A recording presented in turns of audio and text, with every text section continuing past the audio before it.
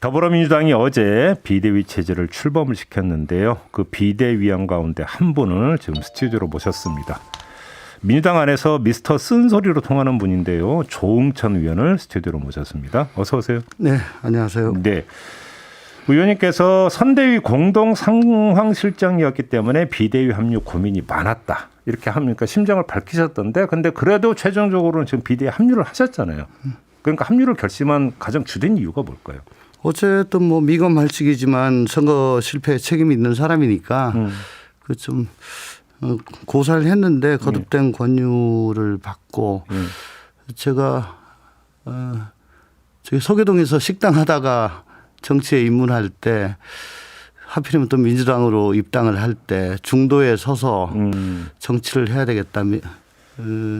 민주당을 살리고 정치를 살리고 뭐 힘을 보태겠다. 뭐 그 생각이 다시 떠올라서 네.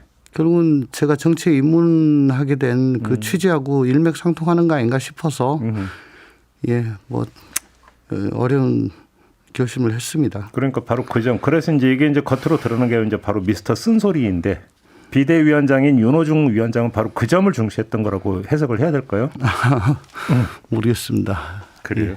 그럼 앞으로 이제 비대위원으로서 쓴소리 엄청나게 많이 하실 계획이십니까? 좀 이제 아소가지요. 예. 뭐 좋은 시절은 말 안 듣고.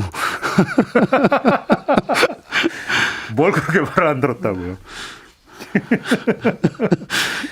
알겠습니다. 이 문제부터 좀 여쭤볼게요. 어제도 이제 주택에 좀 그 최입의 비대위원에게 좀 여쭤보긴 했는데 이거는 좀 짧게만 여쭤보겠는데 박지원 그 공동 비대위원장이 어제 첫 회의에서 권력형 성범죄 무관용 원칙, 여성 청년 공천 확대, 정치권 온정주의 근절 이런 것들을 약속을 했는데 당 안에서는 뭐 이런 이야기도 나온다고 해요. 너무 박지원 위원장만 조명받는 거 아니냐, 이쪽으로만 너무 쏠리는 거 아니냐 이런 목소리도 나온다는데 어떻게 받아들이세요?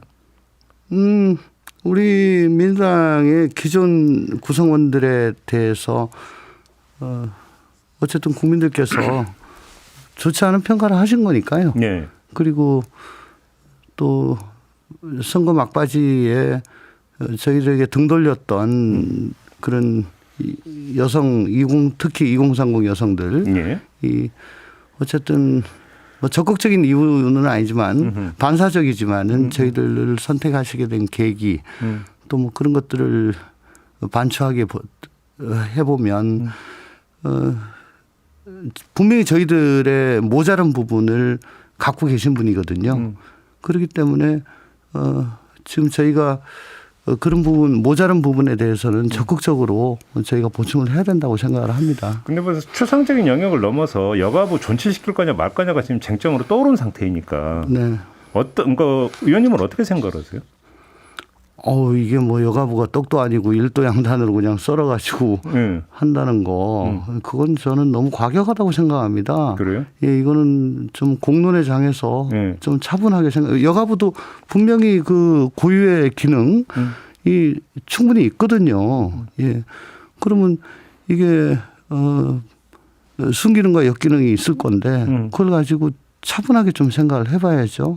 그걸 공약을 했다고 해서 또 그걸 한 줄 공약으로 던져가지고 호응을 받았다고 해가지고 그걸 그냥 밀어붙인다? 그건 좀 너무 좀 성급하다 그런 생각이 듭니다. 그럼 거꾸로 그 대선 과정에서 민주당 같은 경우는 이제 정치개혁 관련 법안 처리하겠다고 했고 네. 대정동 특검 한다고 했잖아요. 네네.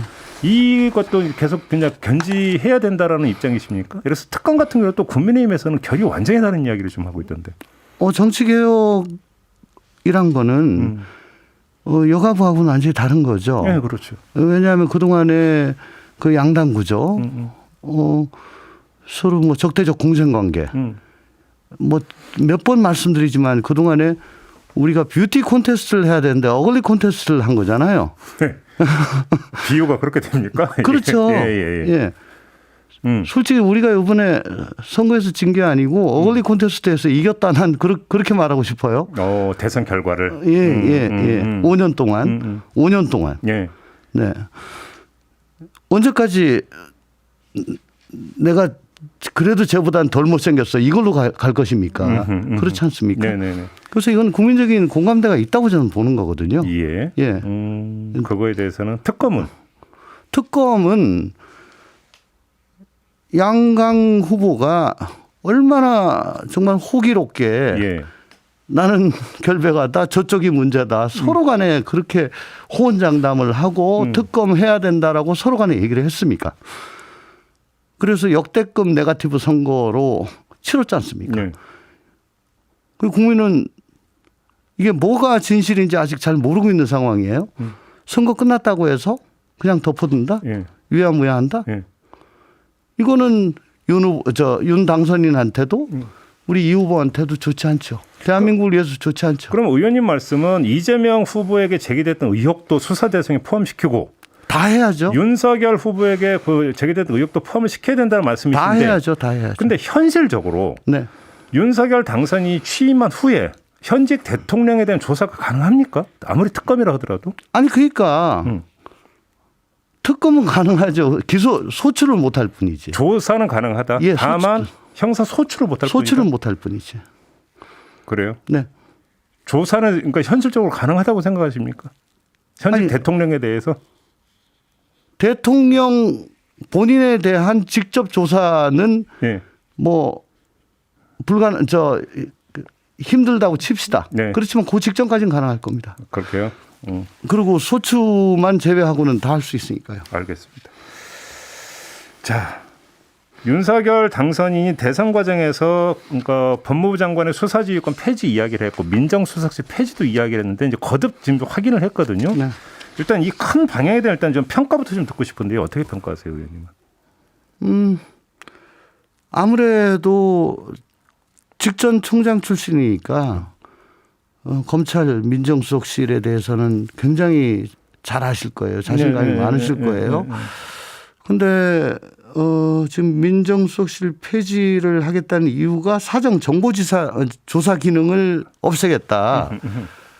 그러면 제가 딱 드는 생각은 그거 때문에 없애려면은 반부패 비서관실을 없애면 되는데 수석실이 아니라. 왜 수석실을 다 없애냐. 그렇죠. 그러니까 민정이란 것이 원래 그 민심을 수집하는 거거든요. 그렇죠. 그렇죠. 예. 민정 비서관실이. 그러니까 민심을 파악하고 그다음에 가장 중요한 그 공직기관에서는 고위공직자 검증. 네. 그다음에 법률비서관실에 그 대통령에 대한 법률 보좌. 이런 기능들은 그럼 어떻게 하냐. 예. 그걸 분산시키겠다는 거 아닌가요, 그럼? 모르겠습니다. 거기에 대해서는 아직 제가 본 게 없어요. 네. 그러니까 그 얘기는 없이 반부패 비서관실 때문에 민정수석실을 다 없애겠다로 저는 읽히거든요. 그래서 이거는 뭐 목욕물 버리려다가 애까지 버리는 거 아니냐 하는 그런 생각을 일단 합니다. 그 후속을 좀 봐야 되겠지만 일단 나온 것만 보면. 예. 근데 아무튼 검찰도 행정부에 속하는 곳이잖아요. 그렇죠. 그러면 그 대통령 입장에서는 행정부에 속하는 검찰에 대해서도 관리를 해야 되고 일종의 민주적 통제를 해야 하는 것은 당이죠. 그런데 수사지휘권을 폐지하고 민정수석을 없으면 그 어떤 그 방법과 통로는 어떻게 되는 겁니까? 검찰이 정말 그 오로지 사법적 통제만 받고 기능을 할 수 있도록 하겠다는 그런 뜻으로 보여져요. 그래요? 혹은 이걸 조금 곡해하자면 네. 뭐 이런 정식 개선을 통하지 않고도 나는 얼마든지 내가 내 임기 5년 동안은 검찰에 대해서는 비공식으로 할 수 있다. 뭐 그런 자신감이 발로로도 읽힐 수가 있는 그렇게도 해석이 가능하다라는 겁니까? 네. 그러면 관련해서 질문을 좀 더 드리면 지금 김호수 현 검찰총장의 임기가 내년 5월까지잖아요. 네. 어떻게 될 거라고 전망하시고 또 어떻게 해야 된다고 생각하십니까? 윤석열 후보자가 총장직을 그만두고 나올 때 그때 뭐 추미애 당시 법무부 장관이 자기를 징계하고 뭐 이런 일련의 사태가 검찰의 중립성, 독립성을 심각하게 저해했다. 네. 나로서는 더 이상 이걸 버틸 수가 없고 여기서 내가 박차고 나가는 것이 그나마 중립성, 독립성을 지키는 길이다라는 명분으로 나왔습니다. 검찰총장의 임기 보장은 중립성, 독립성과 직결되는 겁니다. 그렇기 때문에 네. 저는 김우수 총장의 임기를 보장하는 것이 예. 언행 일치가 된다고 봅니다. 본인의 일관성을 위해서도 그렇게 하는 게 그렇습니다. 맞다. 근데 사실은 검찰총장보다 어찌 본다면 그러니까 수사 직접적인 영향에 있어서는 서울중앙지검장이 더 중요하다는 이야기가 일반적으로 나오고 있는데 예를 들어서 윤석열 당선인 같은 후보 시절에 중앙일보 인터뷰에서 물론 하겠다가 아니라 예를 든 거지만 한동훈 검사의 한동훈 검사는 왜 서울중앙지검장 못하냐 이런 이야기를 한 바가 있단 말이에요. 물론 예를 들어서 했기 때문에 하겠다는 의지는 뭐 그렇게는 뭐 안 일으키긴 하지만 근데 그 뒤에 언론은 친윤 검사들의 중용 가능성 뭐 이런 것들을 지금 그러니까 그 보도를 하고 있는데 이 점은 어떻게 봐야 되는 겁니까? 윤석열 총장 취임 직후 네. 단행된 검찰 인사 때 예. 일찍이 볼 수 없었던 특수부 검사들의 약진. 정말 전 그런 인사 처음 봤습니다. 그런 인사를. 예. 완전히 특수부가 요직을 완전히 다 차지했죠. 특수부 출신이. 그때는 조국 수석이 있었고요. 예, 또 박상기 장관이 있었습니다. 협의를 해가지고 인사를 하는 것임에도 불구하고 그렇게 됐어요. 예. 물론 윤석열 총장이 우리 편이라고 생각해가지고 얘기를 다 들어줬겠죠. 이제는 인사권자입니다. 그러면 거칠 게 없지 않을까 싶습니다. 그때 그 검찰총장이 되자마자 했던 첫 번째 인사를 보면 네. 앞으로 대통령 취임 안에 검찰 인사가 보인다 이 말씀이시네요. 아마 그 인사를 굉장히 적극적으로 네. 그렇게 할 것이고 두 번째는 지금 검찰 직접 수사 범위를 한정한 게 있잖아요. 검경수사권 조정을 하면서 6대 범죄로 한정. 6대 범죄. 예. 그게 법이 아니에요. 법으로 한 게 아니고 대통령령으로 한 거예요. 그러면 그 영을 또 바꿀 수도 있는 거예요? 영은 아마 제일 먼저 바꿀 겁니다. 6대 범죄를 예. 대단히 확대할 겁니다. 그는 국회에서 심의할 필요도 없는 거고. 그 시행령으로 되어 있습니까? 예, 시행령입니다. 시행령입니다. 예. 그러면은 굉장히 넓혀서 거의 전면 개방을 해버리면. 그러면 검경 수사권 조정 자체가 결국 또 다시 돌아간다는 얘기가 되는 거 아닌가요? 그러면 이제 아마 전면적으로 검경이 경쟁을 하는 체제로 가는데 달라지는 거는 과거와 같은 수사 지휘는 없는 거죠. 예. 대등한 관계에서 합니다. 그렇죠. 예, 그건 달라지는 거고요. 예. 다만 영장 청구를 검찰이 계속 하게 되는 거니까 영장 청구하려면은 그때까지 수사했던 모든 자료가 다 들어가잖아요. 그렇죠. 그러니까 뭐 항상 위에 있는 거고. 그리고 국수본 작년에 LH 사태 때부터 쭉 보셔가지고 아시겠지만 그냥 멍석 깔아줘도 뭐 제대로 했다는 평가를 지금 못 받고 있지 않습니까? 예. 그러니까 인지수사에 능한 특수부 검사들도 쫙 깔고 그 6대 범죄를 넓히고 시행령 바꾸고 뭐 그렇게 하면 거기다가 예산권 그냥 쫙 주고 그다음에 수사지휘권 안 받고 그건 뭐 검찰주의죠. 뭐. 그림이 그렇게 그려지는 겁니까? 저는 그렇게 봅니다. 그렇게 전망을 하시는 거고. 예. 알겠습니다. 그러니까 지금 관련해서 이제 어떻게 갈지 좀 봐야 될 것 같은데요. 그렇게 되어버리면 한번 돌아가서 문재인 정부 5년 동안 그다음에 민주당이 가장 역점을 뒀던 검찰 개혁 그러니까 평가를 해주신다면 어떻게 평가하시겠습니까? 검찰 개혁이란 게 원래는 수사 기소 분리입니다. 그렇죠. 예, 그죠? 수사기관하고 기소기관을 완전히 분리하는 거죠. 그러니까 그걸 어정쩡하게 했어요. 예. 검찰에다가 6대 범죄를 남겨두고 할 거면 그냥 아예 다 수사권 경찰에 주고 검찰이 경찰이 됐건 그게 뭐 KFBI가 됐건 수사기관에 다 주고 소추기관에는 소추권, 영장청구권, 그다음 수사지휘권 이 세 가지를 줘야 되거든요.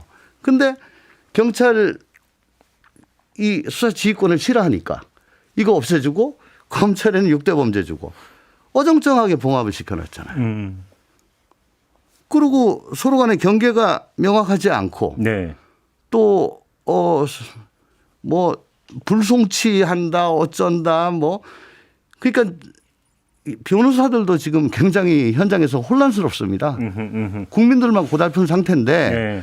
여기서 6대 범죄를 왕창 늘렸다. 네. 그러면 수사총량은 엄청 늘어나죠. 네. 국민의 인권은 누가 보호하냐고요. 간명하게 좋은 것인데 그게 안 됐다 이런 얘기네요. 담장을 쳐야죠. 법원이 소추할 수 없는 것처럼, 예. 법원이 수사할 수 없는 것처럼 수사, 기소, 재판기관은 서로 영역을 완전히 분리를 해야 됩니다.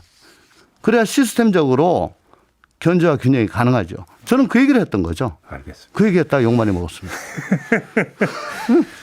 시간이 다 돼갖고 이제 비대위원으로 활동하시기 때문에 앞으로 이제 종종 못 쓸 일이 있을 테니까 오늘은 이제 좀 마무리를 해야 될 것 같은데요. 네. 하나만 말씀을 드리면 박근혜 정부 출범 때 의원님 그 인수위 전문위원으로 그러니까 합류하신 적이 있으시잖아요. 네네, 그때 그렇습니다. 경험에 좀 기초해서 지금의 인수에 꼭 이거는 경계해야 된다라고 좀 조언을 주신다면 어떤 점을 조언해 주시겠습니까? 아무래도 이제 의기양양해지죠. 예. 더군다나 우리 계열의 전임 정부에서 그냥 이어받는 것이 아니고 그렇죠. 결이 다른 정부. 말 그대로 정권 교체죠. 네. 그렇게 되면은 전임 정부 거는 무조건 악이고 우리 거는 무조건 선이고. 네. 그렇게 생각하는 경우가 있습니다. 그렇게 그런 시각이 형성이 되기가 쉽습니다. 그리고 그 직업 공무원들을 부역자로 취급할 수가 있습니다. 그렇죠. 예, 영혼이 없는 사람을 취급을 하고 그건 아니거든요. 대한민국에서 열과 성을 다해 가지고 법과 양심에 따라 가지고 일한 사람들 그렇게 취급을 해서는 안 될 것 같습니다. 그래요. 네. 알겠습니다. 자, 오늘 인터뷰 이렇게 마무리할게요. 고맙습니다. 네, 감사합니다. 네, 민주당 비대위원을 맡은 조홍천 의원과 함께했습니다.